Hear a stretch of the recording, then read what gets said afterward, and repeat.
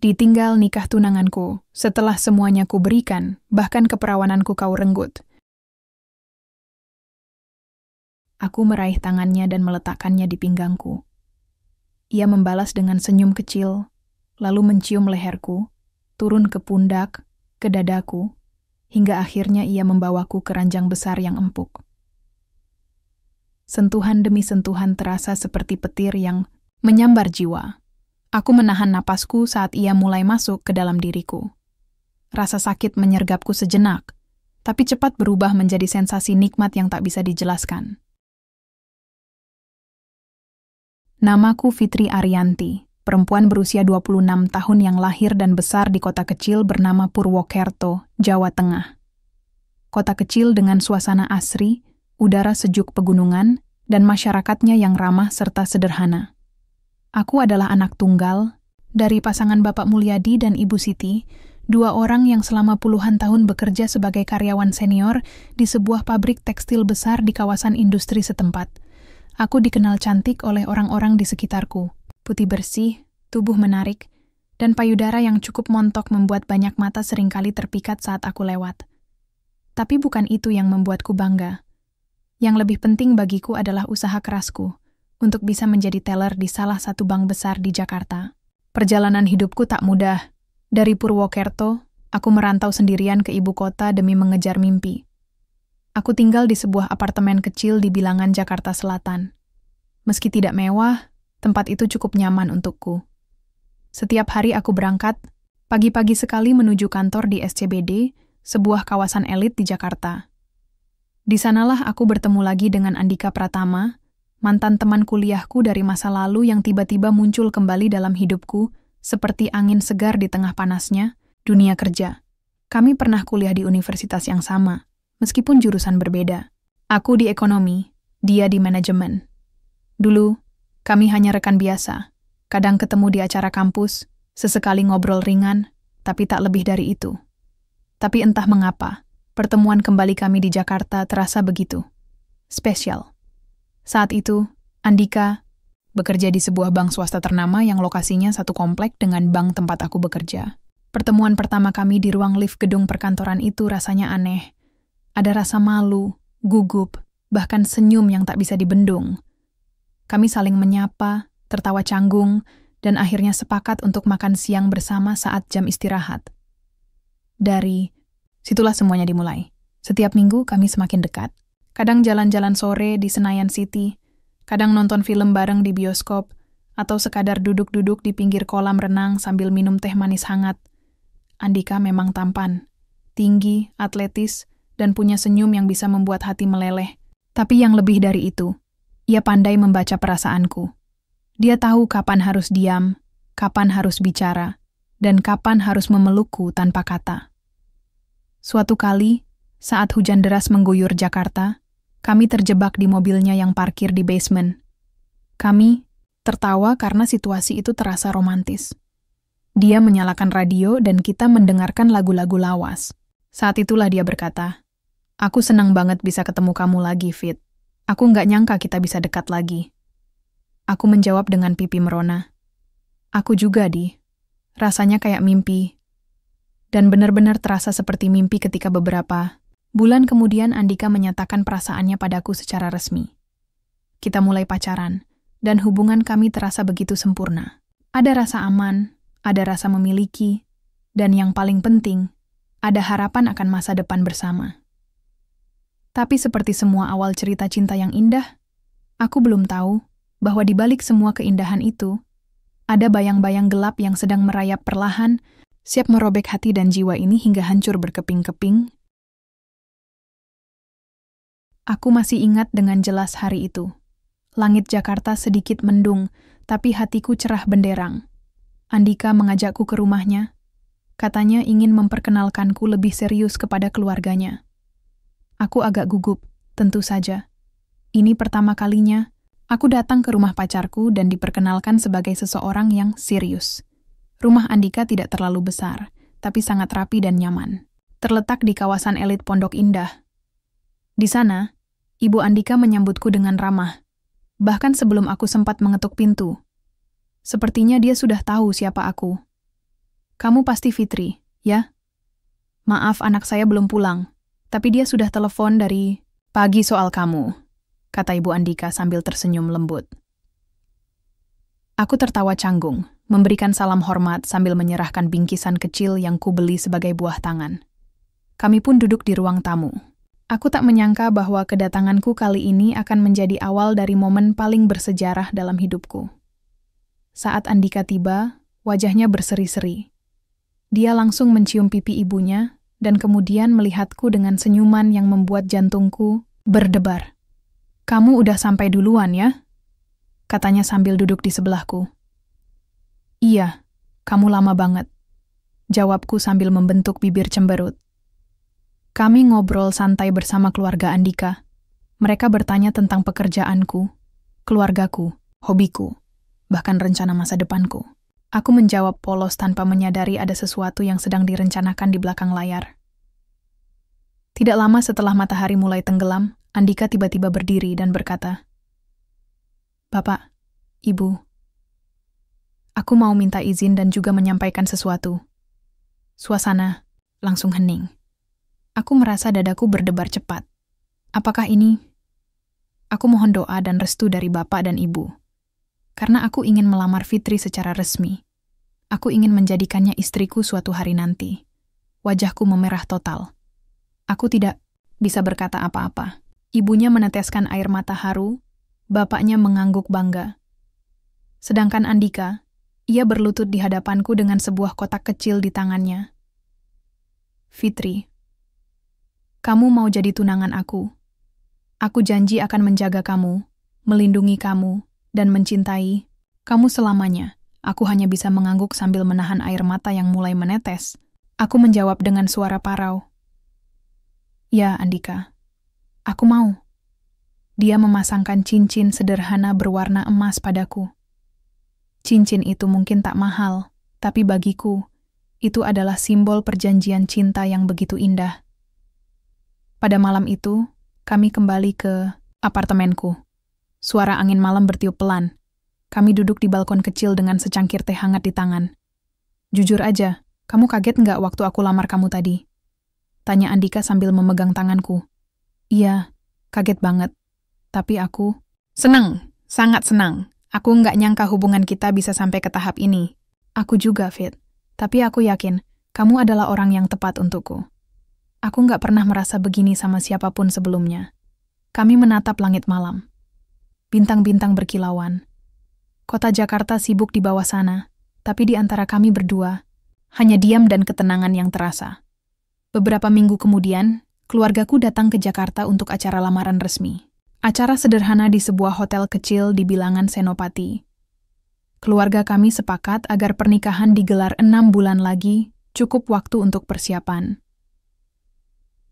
Selama beberapa bulan itu, hubungan kami semakin intens. Kami mulai mencari venue pernikahan, catering, gaun pengantin, hingga memilih undangan. Setiap akhir pekan, kami pergi bersama, mempersiapkan segala hal. Kami seperti pasangan yang benar-benar siap untuk menikah.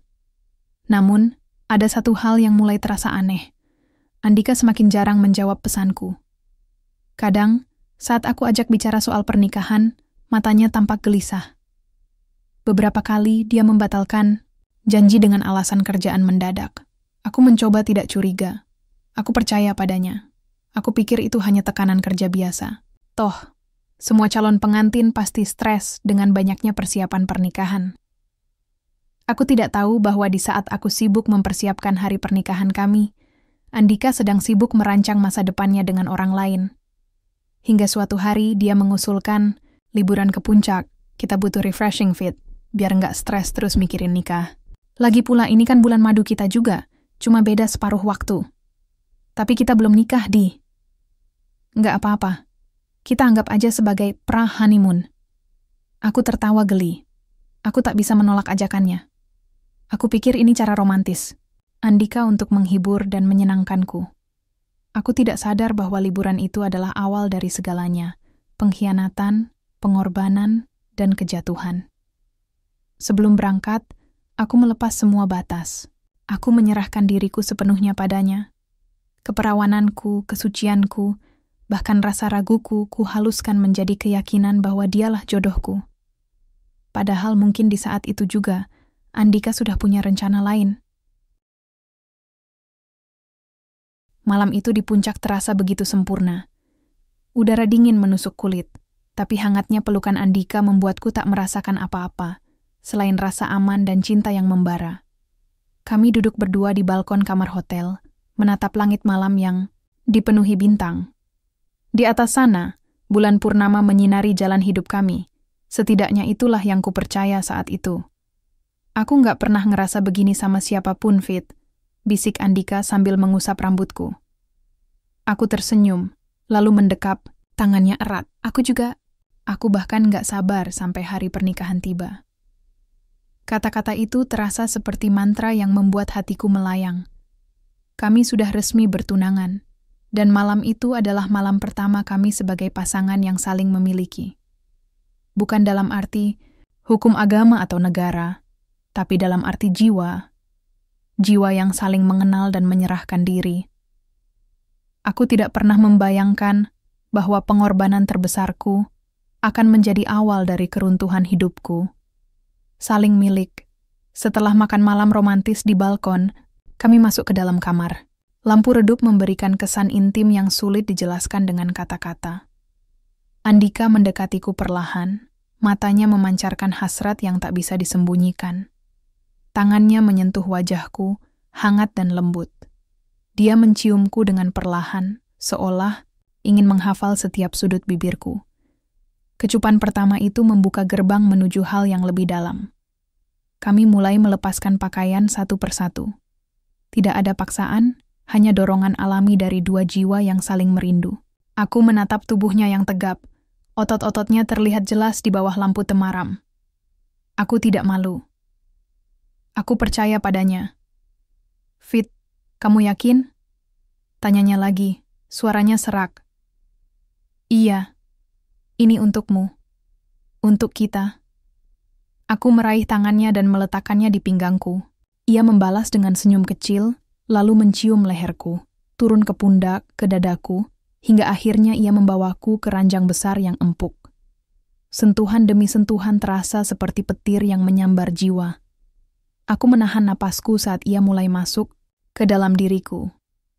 Rasa sakit menyergapku sejenak, tapi cepat berubah menjadi sensasi nikmat yang tak bisa dijelaskan. Aku menangis, bukan karena sakit, tapi karena emosi yang meluap. Ini bukan hanya tentang fisik. Ini adalah malam di mana aku sepenuhnya menjadi miliknya. Aku menyerahkan segalanya. Keperawananku, kesucianku, bahkan masa depanku. Andika memelukku erat setelah semuanya selesai. Tangannya mengusap rambutku, lalu ia berbisik, "Aku janji, aku akan jadi suami yang baik untuk kamu. Aku nggak akan pernah ninggalin kamu." Aku tertidur di dadanya, dengan hati yang tenang dan pikiran yang damai. Saat itu, aku benar-benar percaya bahwa dia adalah jodohku. Bahkan jika semua orang bilang cinta itu buta, aku rela dibutakan oleh cinta ini. Hari-hari setelah liburan itu terasa berbeda. Hubungan kami semakin intens. Setiap kali bertemu, rasanya selalu ada dorongan untuk menyentuh, mencium, atau bermesraan. Aku mulai tidak peduli pada norma sosial, pada pandangan orang, pada apapun. Yang penting bagiku hanyalah Andika. Kami sering melakukan hubungan badan di apartemen, mobil, bahkan sekali waktu di kamar hotel saat sedang ada acara keluarga di luar kota.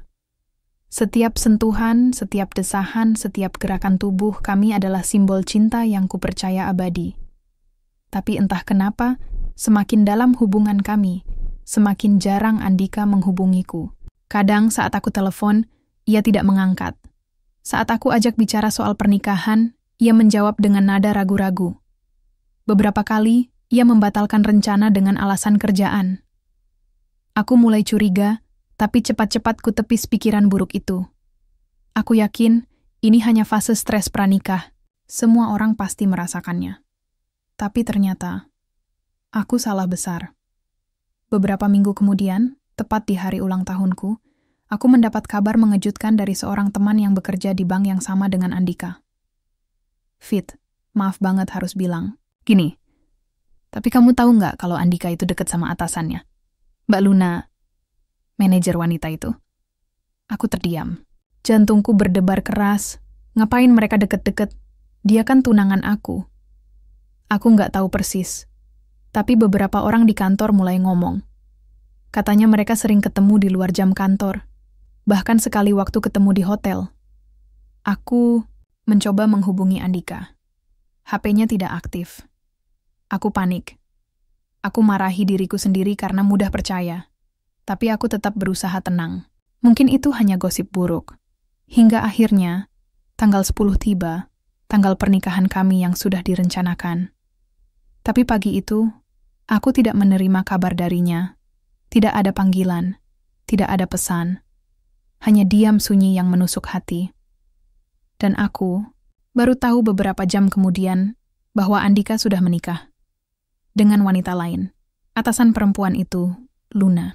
Aku tidak bisa tidur semalaman. HP-ku terus bergetar, teman-temanku menelpon, saudara mengirim pesan, bahkan orang tua Andika sempat menelepon untuk memastikan aku baik-baik saja. Tapi aku tak bisa menjawab siapapun. Tanggal 10 itu adalah hari pernikahan kami. Hari yang seharusnya menjadi awal dari kehidupan baru kita berdua. Namun nyatanya, justru hari itu menjadi penegas bahwa hubungan kami sudah berakhir tanpa kata pamitan. Pagi itu, aku duduk di lantai kamar apartemenku. Punggungku bersandar pada kasur yang kemarin masih hangat dengan aroma tubuh Andika. Aku menatap, kosong ke depan, tak peduli lagi dengan dunia luar. Di tangan kiriku masih tersisa cincin emas tipis yang diberikan Andika saat melamarku. Sekarang, benda itu terasa seperti pengingat akan janji palsu dan rasa percaya yang telah hancur berkeping-keping. Dia bilang dia mencintaimu. Kenapa dia lakukan ini? Bisikku pada diri sendiri. Suaraku serak karena tangisan semalaman. HP-ku bergetar lagi. Kali ini dari nomor yang tak asing. Andika. Aku menatap layar beberapa detik sebelum akhirnya mengangkatnya. Di mana kamu sekarang? Desisku, suaraku penuh amarah, suaranya datar, dingin, seperti robot. Fit, maafin aku. Maafin kamu. Kamu tahu hari ini tanggal berapa? Aku di sini sendirian. Semua keluarga udah berkumpul. Semua vendor udah siap. Tapi kamu ngilang. Kenapa Andika? Ada jeda cukup panjang sebelum ia akhirnya menjawab. Aku nggak bisa nikah sama kamu. Maaf. Aku tertawa getir, air mata kembali turun tanpa henti. Jadi selama ini kamu cuma main-main? Semua omonganmu tentang masa depan, tentang cinta abadi, semua itu bohong. Aku mendengarnya menghela napas. Aku nggak bilang bohong. Aku benar-benar sayang sama kamu. Cuman, ada hal-hal yang lebih besar dari kita berdua. Aku harus mikirin karier aku juga. Dan, Luna, dia bisa bantu aku naik jabatan. Dia bisa kasih aku apa yang kamu nggak bisa kasih. Aku membeku. Dunia terasa runtuh dalam sekejap. Jadi selama ini kamu udah deket sama dia, bahkan sebelum lamaran, ia tidak menjawab. Diamnya adalah jawaban yang lebih menyakitkan daripada 1000 kata. Kami bahkan udah resmi menikah pagi ini. Lanjutnya, suaranya dingin tanpa rasa penyesalan. Kamu tega banget ninggalin aku gini. Setelah semua yang aku kasih. Bahkan keperawananku. Aku menangis terseduh-seduh, hampir tak bisa bernapas. Tapi Andika hanya diam. Tidak ada penyesalan. Tidak ada permohonan maaf yang tulus. Hanya ketenangan dingin dari seorang lelaki yang telah merobek hatiku tanpa ampun. Aku tidak tahu bagaimana aku sampai di lokasi resepsi. Mungkin aku nekat. Mungkin aku ingin membuktikan sendiri apakah semua ini benar-benar nyata atau hanya mimpi buruk yang belum usai. Tapi begitu sampai di sana, segala sesuatunya terasa seperti adegan film yang sedang diputar dalam slow motion. Upacara pernikahan mereka digelar mewah di sebuah ballroom hotel bintang 5. Tamu-tamu penting hadir, rekan, kerja, atasan, keluarga besar, dan bahkan beberapa teman yang dulunya juga temanku. Seolah-olah aku adalah satu-satunya yang tidak tahu apa-apa. Aku berdiri di balik tirai belakang panggung, menyaksikan Andika berdiri gagah di pelaminan, menggandeng tangan Luna yang tersenyum bangga. Wanita itu cantik, anggun, dan sangat percaya diri. Mereka tampak seperti pasangan idaman, dua jiwa yang saling melengkapi.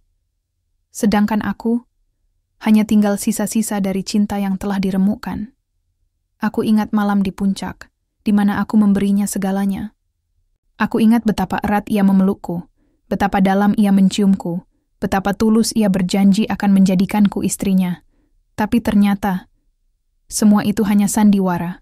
Aku menangis, aku marah, aku benci. Dan yang paling menyakitkan, aku mulai membenci diriku sendiri. Setelah meninggalkan lokasi resepsi, aku pulang ke apartemenku. Aku tidak bisa makan, tidak bisa tidur, bahkan tidak bisa berpikir jernih. Setiap sudut ruangan ini penuh dengan memoriku bersamanya. Kasur tempat kami bercinta, sofa tempat kami bermesraan, bahkan baju yang ia tinggalkan di lemari. Aku mulai berbicara sendiri. Aku menangis tanpa alasan jelas. Aku marahi semua benda di sekitarku. Aku banting vas bunga, robek foto-foto kami, dan bahkan sekali waktu aku menjerit keras-keras di tengah malam, seolah-olah suaraku bisa membuat rasa sakit. Ini hilang. Orang tua datang menjengukku beberapa hari kemudian. Ibu langsung menangis saat melihat kondisiku. Tubuhku kurus, wajahku pucat, matiku sembab. Fitri, sayang, tolong tenang. Ini bukan akhir dari dunia. Kamu masih punya kami. Tapi aku tidak bisa tenang. Aku merasa semua ini adalah hukuman untukku.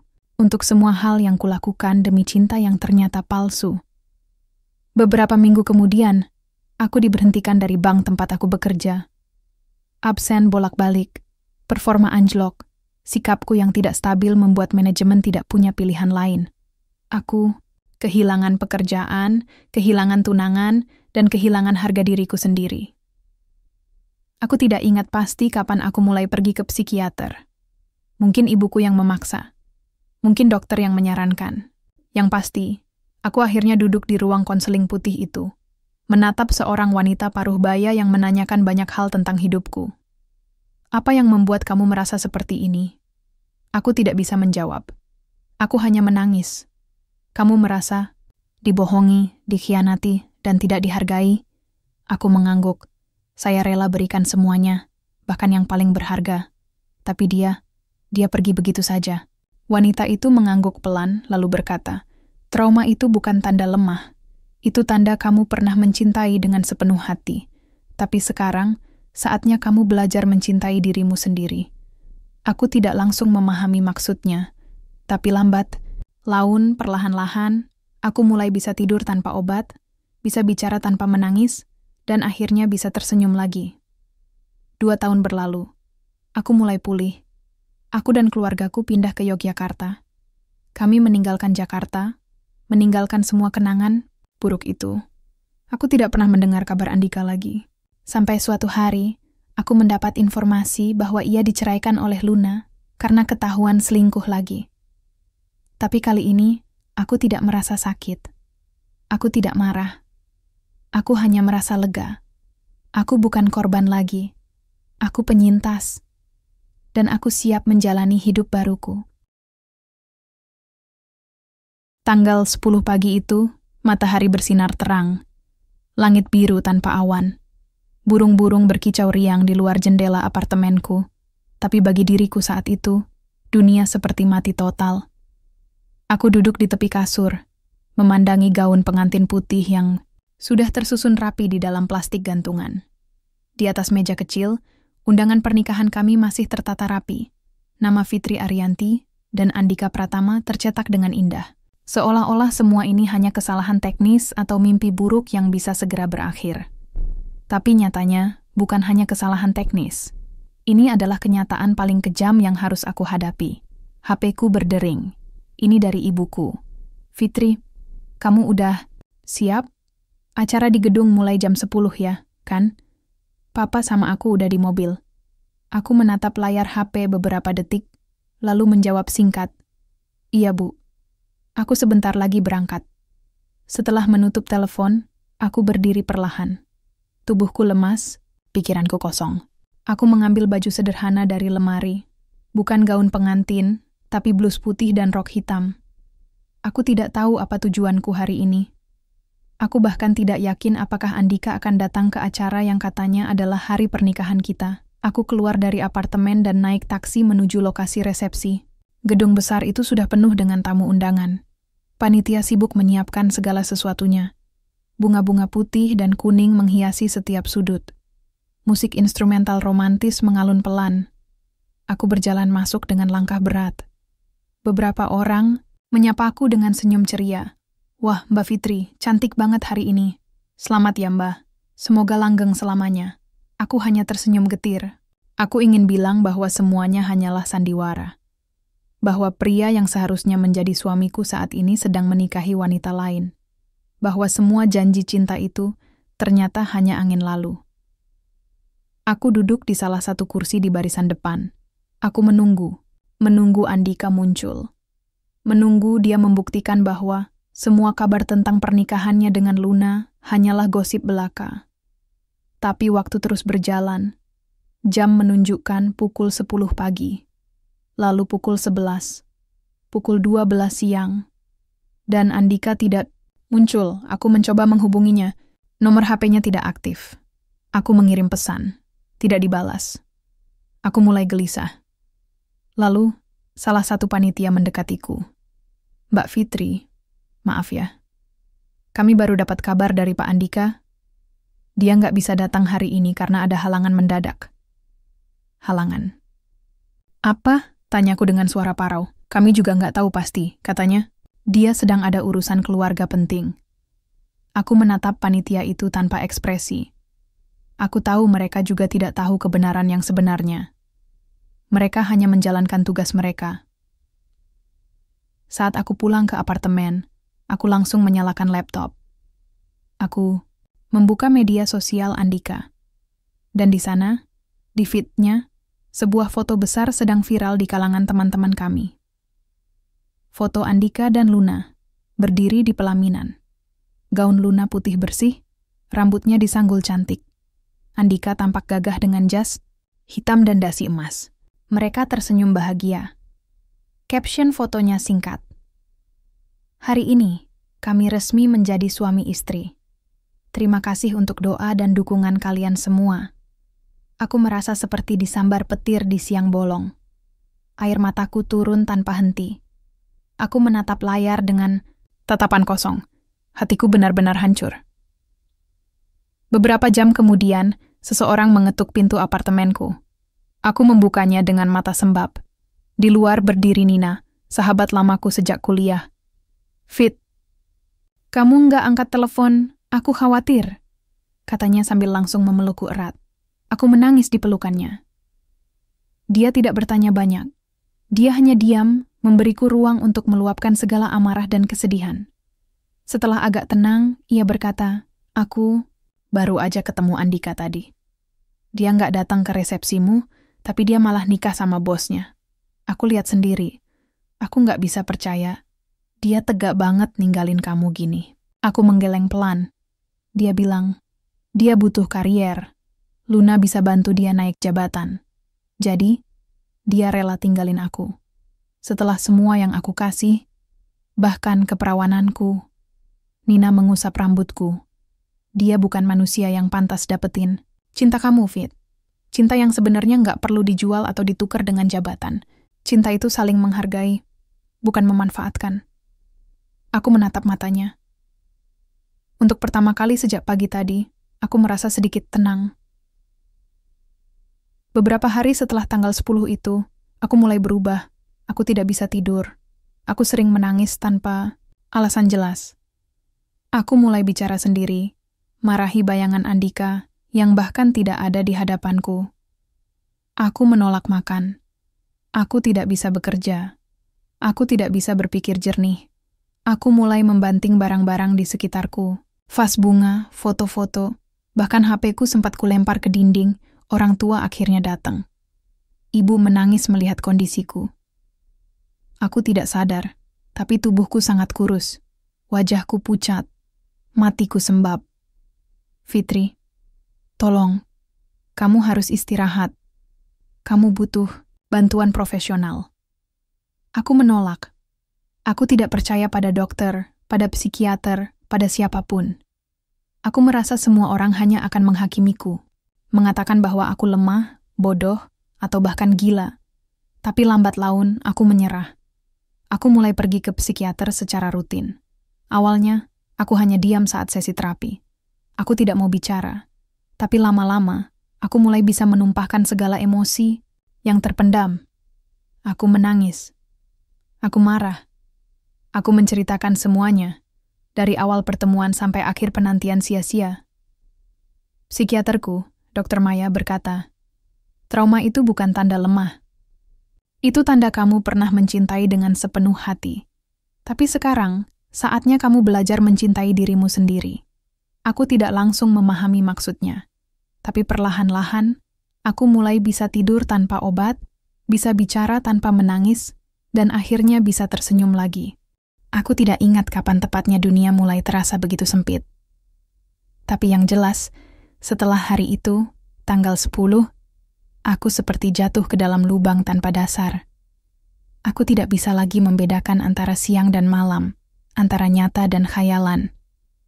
Waktuku dihabiskan untuk menangis, marah-marah pada bayangan Andika, atau duduk termenung berjam-jam di sudut kamar. Aku merasa semua orang tahu aku telah dikhianati.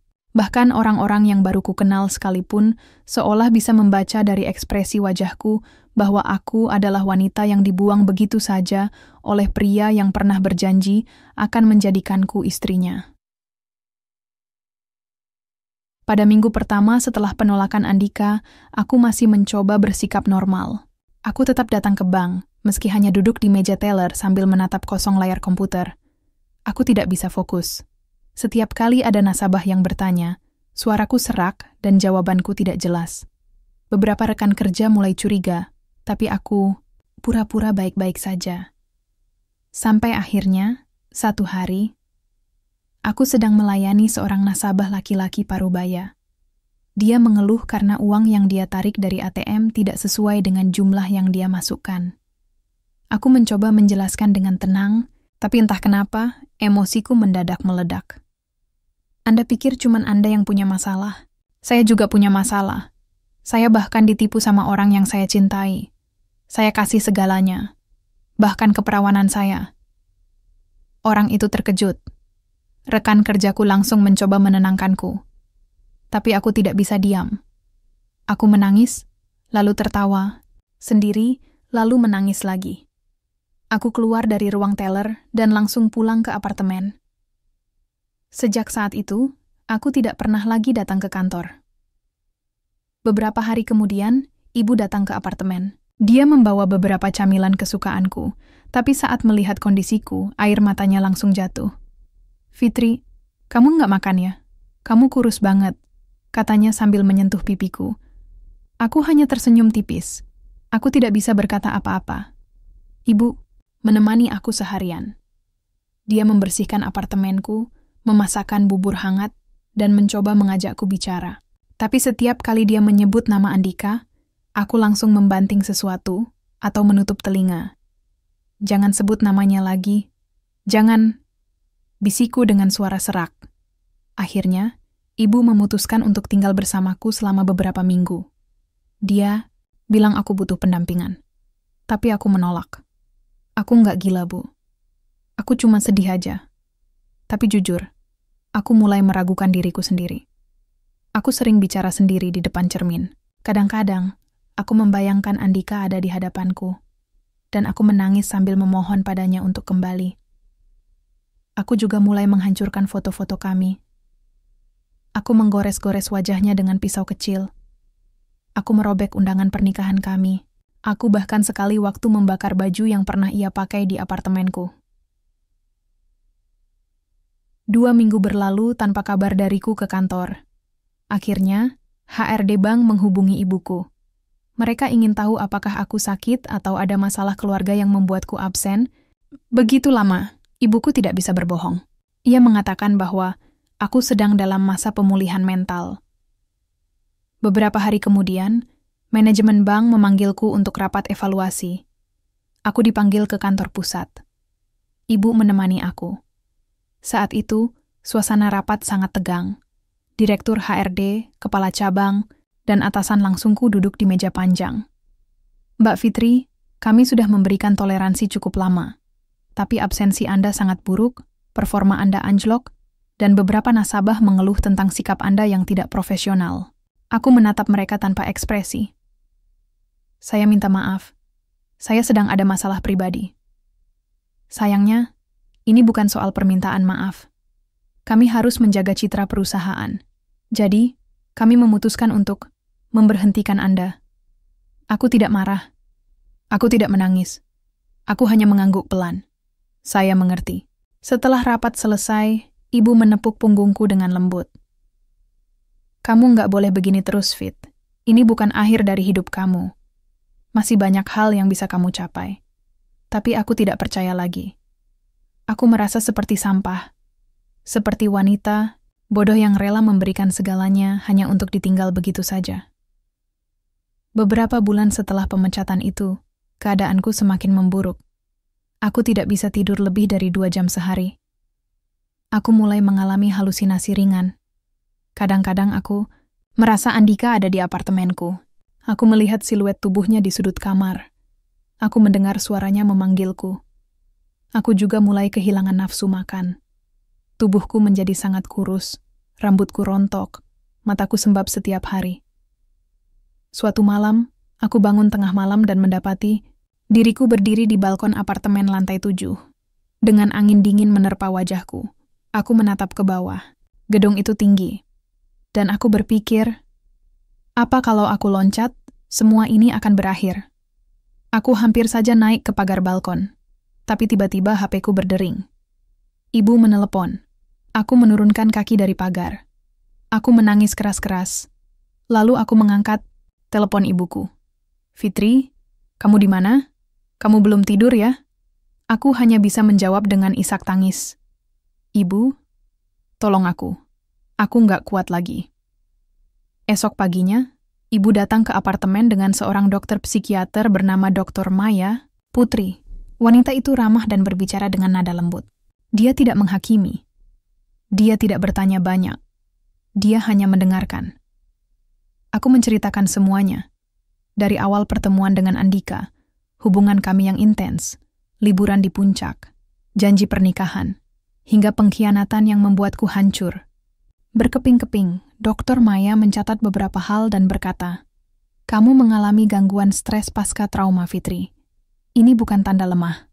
Ini tanda kamu pernah mencintai dengan sepenuh hati. Tapi sekarang, saatnya kamu belajar mencintai dirimu sendiri." Aku mulai menjalani terapi rutin setiap minggu. Awalnya, aku hanya duduk diam, menatap lantai tanpa kata. Tapi lambat laun, aku mulai bisa menumpahkan segala amarah dan kesedihan. Aku menangis. Aku marah. Aku menceritakan semuanya. Dan perlahan, aku mulai bisa tidur tanpa obat. Aku mulai bisa bicara tanpa menangis. Aku mulai bisa tersenyum lagi. 2 tahun berlalu. Aku dan keluargaku pindah ke Yogyakarta, kota yang damai, jauh dari kenangan buruk Jakarta. Aku mulai membuka lembaran baru. Aku bekerja sebagai sales mobil Jepang di sebuah showroom ternama. Aku tidak kembali ke dunia perbankan, tapi aku menemukan kepuasan baru dalam pekerjaan baruku.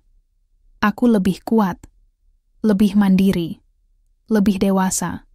Dan suatu hari, aku mendapat kabar bahwa Andika telah diceraikan oleh Luna karena ketahuan selingkuh lagi. Tapi kali ini, aku tidak peduli. Aku sudah tidak peduli. 2 tahun telah berlalu sejak hari itu. Hari di mana Andika menghancurkan hidupku dengan pengkhianatannya. 2 tahun penuh pergolakan batin, kesedihan yang tak berujung, dan kegilaan yang sempat merasuk perlahan-lahan dalam diriku. Tapi kini, aku duduk di ruang terapi psikiater untuk sesi terakhir kami sebelum Dr. Maya menyatakan bahwa aku sudah cukup stabil untuk menjalani hidup secara mandiri. Aku menatap wajahnya dengan rasa terima kasih yang tulus. "Kamu luar biasa, Fitri," katanya sambil tersenyum lembut. Aku bangga melihat bagaimana kamu bisa bangkit dari titik terendah. Ini bukan akhir. Ini awal dari kehidupan barumu. Aku menghela napas panjang. Untuk pertama kalinya, rasanya seperti ada beban berat yang mulai terlepas dari dadaku. Terapi, yang mengubah hidup sesi terapi pertamaku dengan Dr. Maya, adalah momen yang sangat memalukan bagiku. Aku masih ingat betul hari itu. Rambutku acak-acakan, mata sembab, tubuh kurus, dan aura depresi yang begitu tebal. Aku datang dengan pikiran kosong, tanpa harapan apa-apa. Aku bahkan tidak yakin terapi akan membantuku, tapi Maya tidak pernah menyerah padaku. Dia selalu hadir dengan senyum sabar dan kata-kata yang mampu membuatku percaya sedikit lagi pada diriku sendiri. Awalnya, aku hanya diam, menatap lantai atau jendela atau sekadar mengosongkan pikiran. Tapi suatu hari saat dia bertanya, "Fitri, apa yang paling sakit dari semua ini?" Aku menangis. Aku menangis keras. Dan untuk pertama kali setelah sekian lama, aku mulai bercerita. Aku menceritakan segalanya. Dari awal pertemuan dengan Andika, liburan romantis di puncak, hubungan intim yang kupikir sebagai simbol cinta, hingga penolakan yang terasa seperti penghinaan terbesar dalam hidupku. Saya rela berikan semuanya, bahkan yang paling berharga. Tapi dia pergi begitu saja. Maya mendengarkan tanpa interupsi. Dia tidak menghakimi. Dia tidak menyalahkan. Dia hanya memberiku ruang untuk meluapkan segala amarah dan kesedihan. Salah satu pelajaran terberat yang harus kuterima adalah bahwa aku bukan korban dari orang lain, tapi juga korban dari diriku sendiri. Aku terlalu cepat menyerahkan diriku, terlalu mudah percaya, dan terlalu buta oleh janji-janji manis yang ternyata hanyalah angin lalu. "Bukan, salahmu sepenuhnya, Fitri," kata Maya suatu hari. "Kamu mencintai dengan sepenuh hati, tapi kamu lupa bahwa kamu juga pantas dicintai dengan cara yang benar. Sekarang, saatnya kamu belajar mencintai dirimu sendiri." Aku menangis lagi. Tapi kali ini, tangisan itu bukan karena rasa sakit, tapi karena akhirnya aku merasa dipahami. Salah satu pelajaran terberat yang harus kuterima adalah bahwa aku bukan korban dari orang lain, tapi juga korban dari diriku sendiri. Aku terlalu cepat menyerahkan diriku, terlalu mudah percaya, dan terlalu buta oleh janji-janji manis yang ternyata hanyalah angin lalu. "Bukan salahmu sepenuhnya, Fitri," kata Maya suatu hari.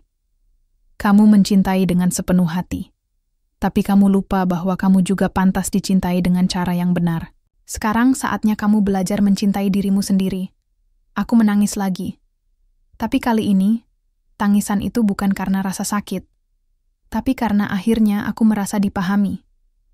Keputusan untuk pindah ke Yogyakarta datang dari ibu. Dia berkata bahwa Jakarta penuh dengan kenangan buruk bagiku, bahwa aku butuh tempat baru, udara baru, dan lingkungan baru. Aku ragu, tapi akhirnya aku menyetujui usulan itu. Kami tinggal di sebuah rumah kecil di daerah Bantul, dekat dengan sawah dan suasana yang damai. Udara pagi yang sejuk, suara burung berkicau, dan aroma beras yang baru dipanen menjadi bagian dari rutinitasku sehari-hari. Aku mulai merasa hidup lagi. Aku tidak pernah lupa pada masa lalu, tapi aku juga tidak ingin terjebak di dalamnya. Setelah beberapa bulan menetap di Yogyakarta, aku mulai mencari pekerjaan. Aku tidak ingin bergantung pada keluarga selamanya. Aku ingin membuktikan bahwa aku bisa bangkit sendiri. Aku melamar sebagai sales mobil Jepang di sebuah showroom besar di bilangan Jalan KH Dahlan. Interview berjalan lancar dan aku diterima. Awalnya, aku gugup. Interaksi dengan orang asing masih membuatku gelisah. Tapi lambat laun, aku mulai bisa beradaptasi. Aku belajar tentang produk, teknik negosiasi, dan bagaimana menjadi profesional yang andal. Dan hasilnya, luar biasa. Aku menjadi salah satu sales terbaik di showroom itu. Pelanggan menyukai sikapku yang ramah dan jujur. Beberapa dari mereka bahkan menjadi teman baikku. Aku menikmati pekerjaan baruku. Bukan karena uangnya, tapi karena aku merasa punya tujuan lagi. Aku merasa berguna. Kabar terakhir, tentang Andika suatu sore, Saat sedang browsing di media sosial, aku melihat postingan dari salah satu teman lamaku. Foto Andika, tampak murung, dikelilingi oleh kotak-kotak kardus besar. Captionnya singkat, akhir dari sebuah hubungan yang penuh dusta. Maafkan aku, Luna. Aku klik foto itu dan melihat komentar-komentar di bawahnya. Luna ternyata telah menceraikan Andika karena ketahuan selingkuh lagi. Kali ini dengan rekan kerjanya yang lebih muda, aku membacanya dengan tenang, tidak marah, tidak sedih. Bahkan tidak peduli, aku tertawa kecil. Bukan karena senang, tapi karena ironi hidup yang kadang begitu lucu. Aku dikhianati, lalu ia sendiri pun dikhianati. Sepertinya karma memang benar-benar ada. Aku menutup aplikasi media sosial itu dan melanjutkan pekerjaanku. Aku sadar Andika tidak lagi menjadi bagian dari hidupku. Aku sudah tidak peduli lagi. Aku masih single, tapi aku tidak merasa kesepian. Aku punya keluarga yang selalu mendukungku, punya pekerjaan yang aku nikmati, punya impian baru yang ingin aku capai. Jika Tuhan memberiku jodoh lagi suatu hari nanti, aku akan bersyukur. Tapi jika tidak, aku tetap akan menjalani hidupku dengan kepala tegak. Aku bukan lagi wanita yang mudah ditipu oleh janji manis. Aku bukan lagi korban dari cinta buta. Aku adalah penyintas, dan aku siap menjalani hidup baruku. Aku bekerja sebagai sales eksekutif di salah satu showroom mobil Jepang, ternama di bilangan Jalan KH Dahlan. Aku ingat hari pertamaku masuk kerja, masih gugup, takut tidak bisa menyesuaikan diri, dan khawatir orang-orang akan mengenaliku dari masa laluku. Tapi ternyata, semua ketakutanku itu tidak beralasan. Rekan-rekanku ramah, atasan mendukung, dan pelanggan sangat respek padaku. Aku punya senyum yang tulus, sikap yang profesional, dan pengetahuan yang cukup tentang produk. Itu saja sudah cukup untuk membuatku diterima dengan baik. Beberapa bulan berlalu, dan aku menjadi salah satu sales terbaik di tempat kerjaku. Aku pandai membaca karakter pelanggan, tahu cara menjual dengan sopan namun efektif, dan memiliki etos kerja yang kuat. Aku bahkan pernah mendapat penghargaan sebagai Sales of the Month 2 kali berturut-turut. Yang lebih penting lagi, aku menikmati pekerjaanku. Bukan karena uangnya, bukan karena pengakuan, tapi karena aku merasa berguna. Aku merasa bahwa hidupku punya arah lagi. Suatu sore, saat sedang istirahat di kantin showroom, HP-ku berdering. Nama Nina muncul di layar. Nina adalah sahabat lamaku sejak kuliah. Dia selalu menjadi pendengar yang baik saat aku sedang dilanda kesedihan dulu. Dan sampai sekarang, dia tetap seperti itu. Fit, kamu udah lihat postingan Andika? Aku diam sejenak. Aku sudah tidak tertarik pada kabar tentang mantan tunanganku itu. Belum. Kenapa? Dia nikah lagi? Bukan. Dia malah ditinggal pergi sama istrinya. Luna ceraiin dia karena ketahuan selingkuh lagi. Bahkan katanya, dia diusir dari rumah mereka karena nggak punya pekerjaan tetap lagi. Aku tersenyum tipis. Jadi, akhirnya, karma datang juga? Nina tertawa kecil. Iya, tapi kamu nggak marah, nggak sedih. Aku menggeleng pelan. Nggak, aku bahkan nggak peduli lagi. Waktunya dia untuk merasakan apa yang pernah dia bikin ke aku. Tapi aku nggak mau hidupku dihabiskan untuk dendam. Aku lebih suka fokus pada masa depanku sendiri. Nina menarik napas. Lega, senang dengarnya. Kamu benar-benar berubah, ya? Iya. Aku bukan lagi wanita yang mudah ditipu oleh janji manis. Aku juga bukan lagi korban cinta buta. Aku penyintas. Dan aku siap menjalani hidup baruku. Aku pulang ke rumah dengan hati yang ringan. Langit sore itu indah. Warna jingga dan ungu menyelimuti langit Yogyakarta. Aku melihat ibu sedang menyiram bunga di halaman depan. Kamu pulang cepat ya, katanya sambil tersenyum. Iya, Bu. Hari ini agak sepi di showroom. Ibu menghampiriku dan memegang tanganku. Kamu terlihat bahagia hari ini. Aku tersenyum lembut. Iya, Bu. Aku memang bahagia. Aku merasa hidupku punya tujuan lagi. Aku merasa punya kontrol atas diriku sendiri. Ibu mencium keningku dengan lembut. Mama bangga sama kamu, Fit. Kamu berhasil melewati masa-masa sulit itu. Kamu lebih kuat dari yang Mama kira. Aku memeluknya erat. Terima kasih, Bu. Mama selalu ada untuk aku. Papa juga. Tanpa kalian mungkin aku nggak akan pernah bisa bangkit. Menemukan makna cinta yang sebenarnya. Pada suatu kesempatan aku bertemu dengan seorang pria bernama Rizky. Dia adalah seorang insinyur muda yang sedang berkunjung ke showroom untuk membeli mobil keluarga. Saat itu, aku menjadi sales yang melayaninya. Kami ngobrol santai, diskusi soal spesifikasi mobil, harga, fitur, hingga akhirnya ia memutuskan untuk memesan unit yang aku rekomendasikan. Beberapa minggu setelah itu, ia kembali ke showroom, dan kami ngobrol lebih personal. Ia tanya tentang hidupku, tentang impianku, tentang bagaimana aku bisa bangkit dari masa lalu yang kelam. Aku tidak ragu menceritakan semuanya. Aku tidak malu. Aku tidak merasa harus berpura-pura. Dan yang mengejutkanku, Rizky tidak merendahkanku. Dia tidak menghakimi. Malah ia mengatakan, "Aku salut sama kamu. Banyak orang yang hancur karena pengkhianatan.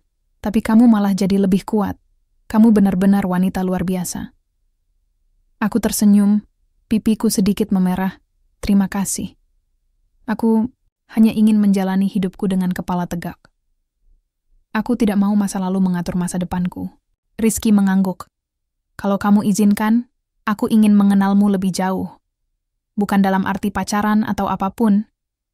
Hanya sekadar teman yang ingin tahu lebih banyak tentang wanita hebat sepertimu. Aku tertawa kecil. Oke. Tapi kamu harus sabar kalau aku agak tertutup di awal.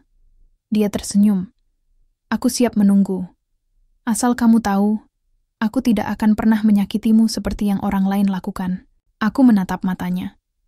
Dan untuk pertama kali dalam hidupku, aku merasa ada kemungkinan untuk mencintai lagi. Dengan cara yang benar. Hidupku. Sekarang aku tidak tahu apakah Rizky nanti akan menjadi bagian dari hidupku secara lebih serius. Tapi yang pasti, aku tidak buru-buru. Aku tidak ingin mengulangi kesalahan masa lalu. Aku ingin membangun hubungan yang sehat, saling percaya, dan saling menghargai. Aku juga tidak ingin terburu-buru menikah. Aku ingin fokus pada diriku sendiri dulu. Ingin membuktikan bahwa aku bisa hidup mandiri, sukses, dan bahagia tanpa bergantung pada pria manapun. Namun, jika Tuhan memberiku jodoh lagi suatu hari nanti, aku akan bersyukur. Tapi kali ini, aku akan memilih dengan bijak. Aku akan memastikan bahwa pria itu benar-benar pantas mendapatkan cintaku. Karena kali ini, aku tidak akan menyerahkan segalanya begitu saja. Kali ini, aku akan memastikan bahwa cinta itu datang dari dua arah. Saling memiliki, saling menjaga, dan saling menghargai. Akhir cerita, awal hidup baru aku duduk di balkon rumahku, menatap langit malam yang dihiasi ribuan bintang. Angin malam bertiup pelan, membawa aroma bunga melati dari halaman. Aku menghirup napas dalam-dalam, lalu mengembuskannya perlahan. Aku bukan lagi wanita yang mudah ditipu oleh janji manis. Aku bukan lagi korban cinta buta. Aku bukan lagi jiwa yang rapuh yang mudah diinjak-injak. Aku adalah penyintas. Aku adalah wanita kuat yang lahir dari abu penyesalan. Dan aku siap menjalani hidup baruku.